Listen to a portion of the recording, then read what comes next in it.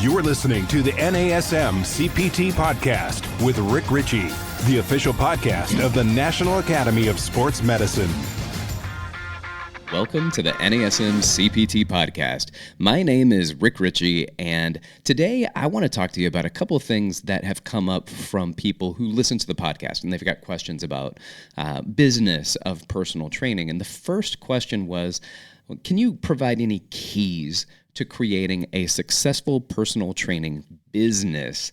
And I can. So here goes. And I want to talk to you a little bit about this. And you've probably seen this as an example. But have you ever noticed that you can go into some gyms and you see you've got the smartest personal trainer. They have the degrees, they've got all the certifications and advanced this, and I've done that, and I've interned here.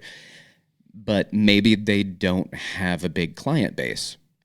And then there's another trainer there who just has a certification and not hitting up all of the very best and coolest and this and that ideas, and yet their book is full. They're training all the time. They're busy. When you come in, they're training, and then the smart trainer and that's not training much, and then you've got the one that doesn't have as much of an education that's training all the time. So what's the difference between those two? And that's really what I want to talk about a little bit as far as keys to successful personal training business is how do you take the person who is that smart trainer but doesn't have the client list and the person that's got the client list but could possibly be a better trainer just in general and provide better outcomes. Now, one of the things that you probably think about when you say, okay, well, what's the difference between these two? It's probably attitude. And the person that's training a lot might be incredibly charming. They might have the best abs and people just want to train with them for that reason. Who knows? But there's something about this woman or this man, and they train, and they got that je ne sais quoi. I don't know, something about them that's just wonderful. But then the smart trainer's like, well, I've got all the best outcomes that I can give you. I can give you the best outcomes. Why is that person not training? And you can look at it and think, well, maybe, and I don't know, we're just creating hypotheticals here, but maybe they don't have the interaction skills that the other person has. Maybe they don't have the six-pack abs and their body is not the billboard of what you're going to see. And I'll say this, like the best coaches in the world we're not necessarily the best athletes. The best coaches in the world aren't the ones who can run the fastest, lift the most, it has the most accurate shot of whatever it is. You don't have to do that to be the best coach. So how do we marry those two? One of the things that I also see, and this bothers me quite a bit, so please take note here, the smart trainers will also sometimes be the first to condescend the busy trainers for not being as good as they are or not being a good trainer. And we see this with people shaming social media people. Look, if you're a certified trainer and that is your job and you've got a lot of followers, good. Bring some more attention to our business. You're not a certified trainer. You are not really supposed to be out there providing that input. I'm still not mad at you. I just wish that you'd go get an education to back it, right? So that's what I'm trying to get at for this entire conversation. How do we balance that trainer that has the big client book, could use some education? How do we take the one that doesn't have the education and get them out there and producing more? And some of this isn't going to be, none of it's really going to be answered on this podcast. What has to be done is that's got to be taken care of in the gym, really. So in the fitness facility, the management of those facilities have to look at it and say, what are some of the things that you are not open to seeing that maybe I can provide and maybe you can be open to it? Because the smart trainer doesn't want to hear that it might be a personality thing, or the one doesn't say, oh, I've got too much training to do, so I can't take time off to go get education. Well, first of all, that's what podcasts are great for. So podcasts are going to make that much easier for this person to just plug in and listen to education. There are no podcast out there that says, hey, smart guy, this is how you're going to build your business. And it was difficult for me to build my own. I wasn't the smart guy trainer. I was interested, though. I was interested in multiple things. Building a business, right? Giving the clients what they want, and then also providing the best thing that I can do. And that's really what I want to pay attention to just for a moment, is just because you're the smartest person doesn't mean that person wants to work or train with you. So how do we do that? You really have to look back and find out, what do clients want? Now, if they want you to have six-pack abs and that is just not in your future, those are not your clients. So don't worry about that. You don't have to deal with those people. But what we do is we think people want the smartest person, when really people want somebody that's competent and capable, and in some instances the smartest. But ultimately what they want to do is they want to feel comfortable. They want to feel like you're listening to them, and they want to feel like they're going to get their outcomes. But you got to make me feel good when I'm doing the work. And one thing that we know from the science and motor learning and how people develop is that people who are new to something need that feedback and that constant support and that, yeah, you're doing a good job, and go get them Tiger and that kind of stuff. So if you got the trainer that maybe is not the best, but man, what a motivator. How can you implement something like that without changing your character or who you are and stuff?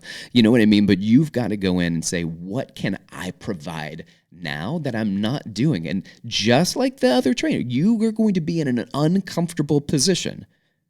And I will encourage you to start getting comfortable with being uncomfortable. That's how you challenge yourself. So you got to challenge yourself in multiple ways. Getting out there, talking to people. When I first became a personal trainer and I say, hey, how do we get clients? And the guy goes, go talk to people. New York City, hard trainer, hard manager. You got to go talk to him. Just like how? He goes, get out of here before I throw a 45-pound plate at you. Get out of here and just go talk to people. I was like, all right. So what I did instead was try to figure out and strategize how I was going to talk to people, because I wasn't comfortable just walking up and talking to people, because I know how that would make me feel. The first thing I feel if you're going to walk up and talk to me as a personal trainer is that you're about to sell me something. So the first thing that you should do as a personal trainer is ensure the person you're about to talk to that you're not going to sell them anything. Make that introduction. Walk over, hand them a towel and say, hey, my name's Rick. If I can help you with anything, let me know. That's it. You laid the groundwork. Simple, easy. Now that person doesn't feel like you're going to try to sell them, and hopefully you have gotten that person's name. Once you get that person's name, write that name down in the Notes app on your phone, so that you, and a physical characteristic, so that you can look back and be like, oh, I know that person, I don't know their name. Oh yeah, it's the person with the pink hair, whatever. You write that down and you have their name next to it, and now you know their name. Because I've been in a room, in an office, my glass office, looking out when I was managing, and saw somebody that I wish I'd talked to the day before, and I see them today and they're doing something that's a little bit spooky for them to be doing. It's potentially contraindicated, and I wanted to walk over there and say, hey, Rob or Tom or whoever it was, but because I didn't get their name yesterday, I couldn't do it today. So you know what I'm doing for the first time? Introducing myself and letting that person know that they're doing something that's contraindicated or dangerous. And that is not how you want to engage a conversation.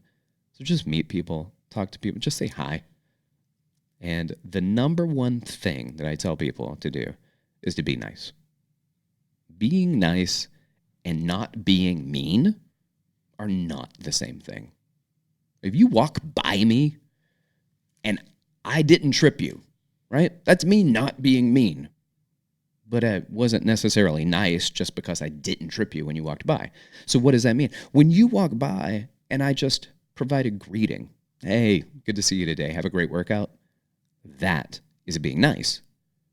All right? I didn't try to sell you, didn't try to get money from you. I'm just trying to get you to be comfortable with who I am. And I would tell you this strategically for me, I have gotten more business by not asking for business, because I was nice to people and just wanted to say hi. Just wanted to greet people and let them know I'm here. And I also got the most business of any business when I was working. It was two things. One, I was when I was working out, so not necessarily when I was wearing the trainer uniform and I had the tag around my name tag, and like prim and proper version of what I should be as a trainer when I'm walking around on the floor. But when I looked like them, when I was working out, and they felt more comfortable. Now I'm a real person now. Now they can come up and ask me a question. They can talk to me, and they did. And I built a lot of business just from my own workouts. And then also looking at different ways to build business. I cleaned the gym all the time. And one thing I was fearful of is I just didn't want people to think that I was cleaning the gym so that I was maintenance staff. Like I had a lot of catch-ups about that. Like I was getting caught up on what they would think of me. But at the same time, I was bored out of my mind as a floor trainer. And when I wasn't training sessions, I'd rather just be cleaning up. And people would tell me all the time, I wanted to talk to you because you're really one of the only trainers that were actually doing anything in the gym. It looked like it was something that was important to you. It had nothing to do with training. And here's the other thing. If you have a fitness facility, a gym, there you offer complimentary sessions to new members, introductory sessions, do as many of them as possible. Do them for free if that's the case, but do as many as possible because, listen to this, people love to train with trainers that train. And they don't know that you're giving away a free session. They don't know that the 6 people you have lined up today are 6 complimentary and introductory sessions. You know what people see? You're busy. You are working, and people love to work with people that work. And then, can they vibe with you? And you're not going to win everybody. You're not going to be comfortable with everybody. I don't want you to be uncomfortable, but it's not going to be the best relationship with anybody. As you build your business, you can start deciding what that looks like. When you can train, who you can train with, what is your niche, who's going to come in and be your client. Until that, you got to be a catch-all. Don't train with anybody that makes you uncomfortable. Don't do that. But it's not going to be the best relationship. You're going to be friends with everybody. And then be careful about the friendship thing, because one of the biggest complaints as a manager that I would get were people would always say, the trainer, they worked really well for a while, and then it's like we became friends and they just talk the whole time, or they tell me about their girlfriend or their boyfriend or their weekend, or clients love this. How, oh my goodness, I eat so much and I never gain weight. Don't say that. That's dumb. Don't say that to your clients.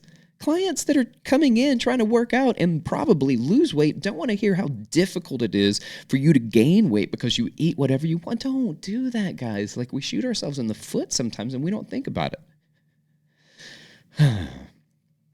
Also, concerns for people in the gyms is sometimes you just don't feel like you're worth it.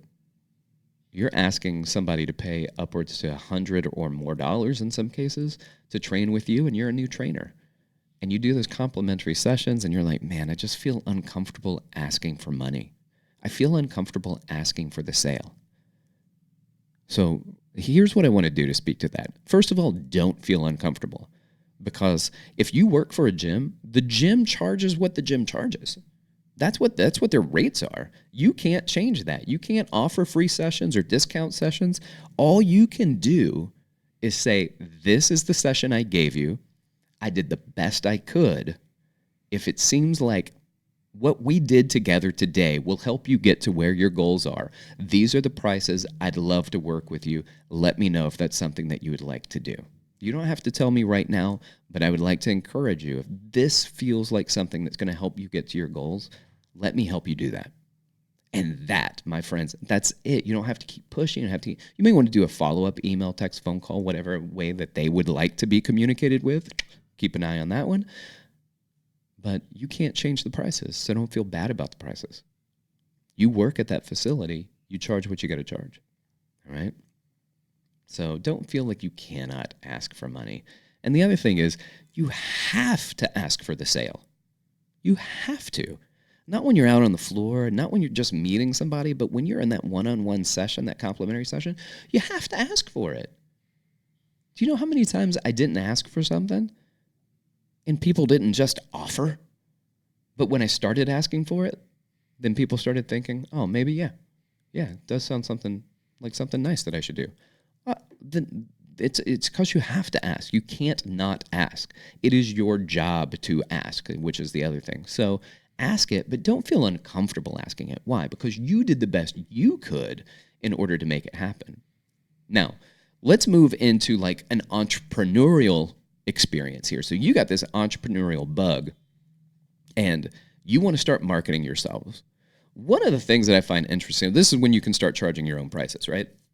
And one of the things I find interesting, I was listening to a woman on the other day. She was on Instagram, and she was giving this whole thing about like, tell me how much money you want to make as a personal trainer. You got to put that down. So if it's $100,000, then put down $100,000. And you only want to work 20 hours a week, and you only want to work 40 weeks out of the year. Then do all that math, divide it by this, and now you should charge $175 per session. Oh yeah? Really? I just ask for $175 per session and people will give that to me. Because if I knew that, I would have done that a long time ago just to ask for $100,000. As a matter of fact, I want to make more than $100,000. So maybe I should just say I want to make $200,000. And then we do all that math. I doubled the price. So now my training rate is $350 per session. Boom. Got it. That's not how it works. I think that she was right in one aspect of it. Find a reasonable number that you would like to make and figure out how you're going to make it. But if you are soaring above industry standard, then you may get a client that pays you $175 a session, and you may train that person 2 times a week, maybe. But at the end of the year, you ain't making $100,000 off that. You're not making close to it. Not even close. That's less. That's if you trained 4 sessions a week then at under $100 is not going to get you anywhere. You understand, like the math doesn't work out. You can't go beyond an industry standard unless there is a market for it and you are in that market. You have to be in it. And then you have to match that market, which means you have to have the skill set, you have to have the ability, you have to have the understanding, and you have to have those connections. Otherwise, you got to start simple. And what is the easiest way to start? Well, first of all, you got to have a base. Who's your client? Because if you're working at being an entrepreneur, then that probably means that you've worked for somebody else and you've built a base of clients. You've got people who already love you. You've got, as Peter Shankman has in his book, Zombie Loyalist. You've got zombie loyalists. They're going to follow you wherever you go. You're going to train at this location. They're going to that location to train. You go 5-10 miles out of the way for them. They are still going to go 5 to 10 miles out of the way just to train with you because you are their trainer. They're not going to a location. They're going to you for you to train them. Well, how do you get those zombie loyalists? How do you get those ravenous fans? Well, you got to start somewhere. You got to have a base. Sometimes that base has to start with friends and family. Sometimes it starts with a following that you already have. But you got to start somewhere, right? So if you're looking to make that jump, you got to make that jump, and it's going to be uncomfortable sometimes. And some people will win at it and some people will not, which is why I also say, like, if you work for a big gym, don't just stop training at that gym to go independent and build your own business or to build your own facility or own location. You need to strategize what you're going to do, and you have to have a cushion before you jump. And then you got to market your services. You got to market those services. You need to have a social media presence.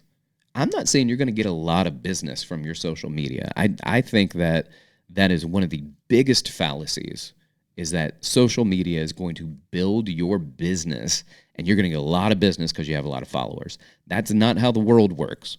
However, it is a presence, and you need to be a presence, and you need to be presentable. And what I mean by that is there needs to be a social media strategy. It can't just be a picture of you, and then there's a picture of your cat, and then there's a picture of what you ate, and you're not providing any substance to what you're doing. Right? People want to get to know you as a person, but too many cat pictures, they don't want to know you anymore. They're like, that trainer had some cool stuff, but then cats, and I got to go. All right, so set out a strategy, a series of columns that you're going to hit this column, and this column every single week. And even if you only post 3 times a week, create a strategy that you're going to post around, and that can include pictures of your kids. It can include pictures of your cat, I guess. But But what it really needs to do is show you and who you are and show you as a professional and a person. So understand that social media. You should also host events. If you want to get out there and see people, host events, free workouts, free workshops, free educational content, free setup for the American Diabetes Association, free setup to work with the American Heart Association, your local chapter, in order to help people, not just to drive business, but to help people, and helping people may then drive business your way, but your ultimate goal should be to help people. So support a cause with the events that you're doing as well. And then you're going to need a sense of direction and an area to focus on. Like I said earlier, when you're a young trainer, you got to be able to train everybody. If somebody wants to run faster, jump higher, lose weight, gain flexibility, you may not be the best at any of them. You're not going to be, because you're going to be a relatively new trainer unless you became a relatively new and young trainer after being some type of professionally trained athlete, dancer, martial artist, and they're focusing on athlete, dance, martial arts. It doesn't mean you're a good trainer. So you're going to have to focus a little bit on everything. If something's out of, like, making you uncomfortable, this person has a shoulder injury and they need help strengthening that shoulder, that's not your thing. Don't work with that person. Send them to somebody else. But create a market with people too. Get to know group fitness instructors. Group fitness instructors may also be personal trainers, but they cannot train everybody that asks them if they're a trainer, because they get asked all the time. If you'd like to be a group exercise instructor, group fitness is a good way to drive training business to you as well. Identify who your target market is. As you get better, start to develop a niche, right? Mine's corrective exercise. It's my primary focus. And I use that even with elite and professional athletes that I work with. I focus on corrective exercise. I don't focus on necessarily performance enhancement strategies. I focus on corrective exercise that allows performance to be enhanced with those training clients. Doesn't mean I don't do it. I'm capable, I'm skilled, and educated in it. It's just not my primary focus. So if somebody came to me and said, hey, I don't really want to focus on corrective exercise, I just want to focus on Olympic lifting, you're not my client, man. You're not my client. That's not for me. But so I'll connect them with somebody. And then what are the outcomes that you can provide to your target market? That's it. Identify your target market, identify what the outcomes are, and then you can really start marketing yourself to the specific group of people that you would like to work with. And it's interesting because that stuff changes over time. You think that everybody thinks you're going to work with athletes.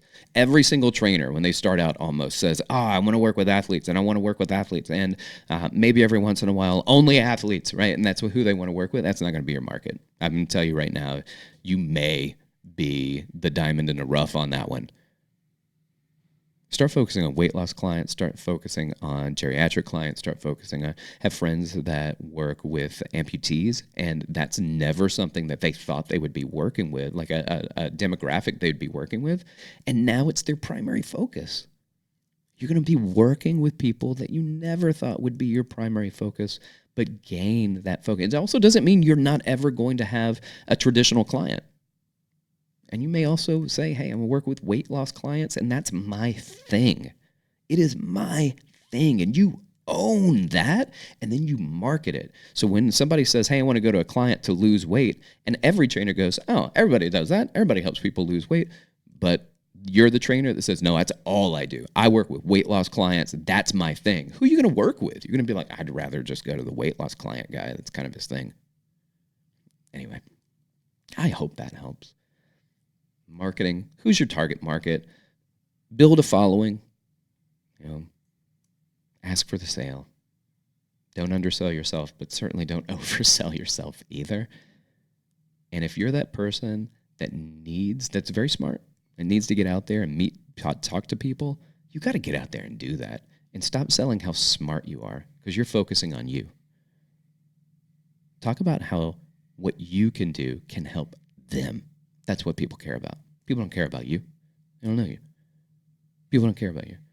And you get the client that says, hey, I'm focused on you, and I'm the best, and I'm not necessarily the best, but he's the one that's training all the time. when you go back and you get more education, you are still focusing on them. You're focusing on your clients. I hope this helps. My name is Rick Richey. Reach out to me, dr.rickrichey, R-I-C-H-E-Y, on Instagram. Hit me up at rick.richey@nasm.org, or hit up NASM on any of their social handles and let us know what you'd like to talk about. But these are two requests that were put out there. What are the keys to successful training in the business, and then marketing yourself as if you've got the entrepreneurial bug. So I hope that helps. Thank you so much for listening.